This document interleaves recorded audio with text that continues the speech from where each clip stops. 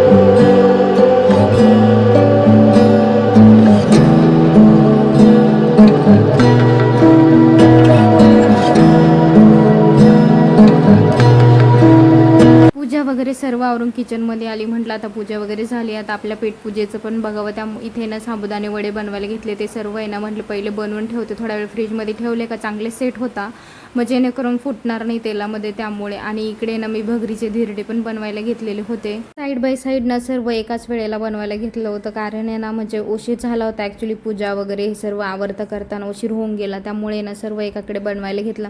आणि काही मी ना एअर फ्रायरमध्येच बनवले होते. ते इथं आम्ही सर्व आवरून आहे ना मंदिरात जायचं होतं, त्यासाठीच तयार वगैरे झालो. आणि मंदिरात खूप मोठी लाईन होती, पण तरी ना असं थकल्यासारखं काही वाटलं नाही. देवाच्या दर्शनाची जेव्हा आस लागते ना मन थकतं ना आपलं शरीर थकतं. खूप छान दर्शन पण झाले, भजनाचा आनंद घेतला. हेच व्हिडिओ बघण्यासाठी ना चॅनलला सबस्क्राईब करायला विसरू नका आणि व्हिडिओला लाईक अवश्य करा.